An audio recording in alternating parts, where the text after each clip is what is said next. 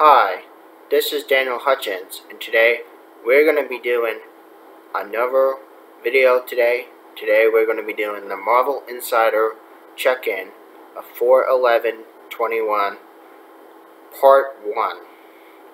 So I decided that I'm going to be doing a two-part Marvel Insider video again.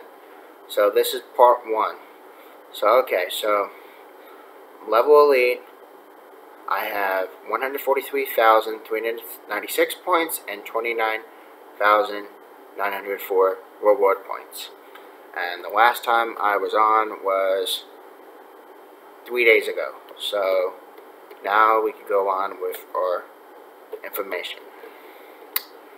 Okay, so I know it's been a little bit since we done a Marvel Insider video, so bear with me. That might be a little rusty, but then again, that is what we're going to be doing. So first on today, we're going to be talking about is Avengers Campus, which opens on June 4th of 2021, which an all-new land will soon welcome superheroes. Okay, so the time has come. You could suit up, grab whatever you need for the next mission, because Avengers Campus will come to Disneyland Resort and California Adventure Park on June 4th, 2021. We're excited to see that the first land is dedicated to superheroes at Disney California Adventure, said the president of Disneyland Resort. Guests from all ages can find their powers, and our cast members will unite to create these special moments and memories. They can find their powers as they can take an active role alongside some of their favorite superheroes, which we don't have to tell you all the superheroes because you'd have to be there to find all the superheroes. And, of course, you'd be doing swinging webs of Spider-Man, trying new inventive new foods, experiencing heroic encounters, and even teaming up with Avengers and their allies, along other heroes which are invited to join in on the action. This will take place where fans and guests can finally step into their universe they love and stand alongside some of their favorite superheroes, the vice president said. So, the optimism inherent of the Avengers Campus captures the diversity, power, and teamwork these extraordinary characters possess. And now they come together to unite all people from all over the world under one guiding principle: we are stronger together. So again, this opens in June 2021. So there you go. That is just one short activity I just read to you. We're going to be doing some more, so don't worry. Don't get your little panties in a bunch, because we are going to be talking more information. Okay, so we just have to find some good information. That is what we're trying to do, of course. Next, we are going to be talking about is the Falcon and Winter Soldier from Episode 3, talking about Madripoor. So, of course, Madripoor is a lawless nation that was known or referenced in Marvel Comics. It is populated by criminals and villains. It is one of the sketchiest places in the world. And, of course, you have Zemo, Sam Wilson, and Bucky Barnes as your main trio from all different areas of this country. So, along with the speaking of the series, they have the stars, and they speak from the series director and the writers and co-executive producers about bringing this infamous land to life. Okay, so it was pretty awesome. It was great. It was funny because when they took the shots for the episode, you got to learn some of the ins and outs. The more time Sam spent with Bucky and Zemo, the more he learned about their relationship, and it gets kind of tricky as well. So it's a time bomb just waiting to explode. So it's an uneasy territory, but he's looking around, but also watching Zemo to make sure that Bucky does not go Winter Soldier again. How did this go into the safety if Zemo could really mess it up? Okay, so there's some tweets down below some pictures down below. So I'm not going to waste too much time, but that's basically what that article is about.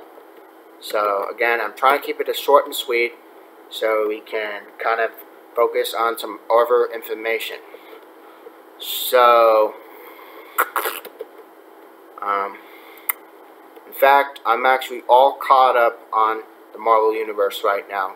In case you are dying to know, I am all caught up with Marvel right now. And I'm still anxiously awaiting for the next episode of Falcon Winter Soldier, which isn't supposed to come till later the following Friday, or at least we think it will hopefully come on Friday.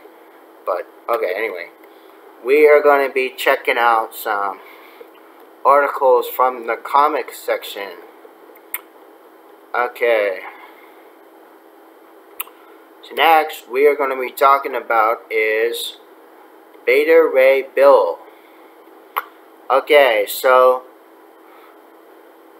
Beta Ray Bill is one of the famous wielders of Mjolnir and was the right-hand man to Thor and is a warrior without his best weapon. Okay, so Beta Ray Bill is tired of being a second fiddle to Thor. With Bill's famous hammer, Stormbreaker, recently destroyed as the new All-Fire hands, tensions were higher than ever. They must strike out to search for a new weapon of this new destiny, assuming he can first defeat the nullified Fin Fang Foom. You could find out from the book Beta Ray Bill #1, created by Daniel Warren Johnson. Okay, so if you go to a comic book store and you look for Beta Ray Bill, surely they will have it. So again, check out your local comic book store and see if you can find it. So again, this references The Strange Tales 1951, number 146, and also has referenced also the character and hero, side character, of course, we know as Doctor Strange. So he is mentioned or makes a cameo as well. So then, of course, you have this interview with different artists from, let's say, the 70s and the first half of the 80s were a great time for the comics. But there was a lot of money that had to be made, and there was a lot of history that, of course, you guys may know or you may not know. But again, the first arc of Beta Ray Bill was from Thor's number 337 and 339. And those were pretty epic stories. If you happen to remember them, please drop comments below. And again, there's a reference down below, Thor 1966, number 337, which, of course, has a cover of Beta Ray Bill. And there's also Thor 1966, number 338. That is also referenced. And Thor 1966, number 339. Okay, so then there you go, guys. Oh, wait, there's more. So, hold on. There is Thor 1966, number 340. That is also referenced. And there are tons of more words I don't have to talk that much about because I just told you a lot of information and some other pictures. So, yeah, that is a little bit of some information or stuff about Beta Ray Bill. Okay, so now we are going to be doing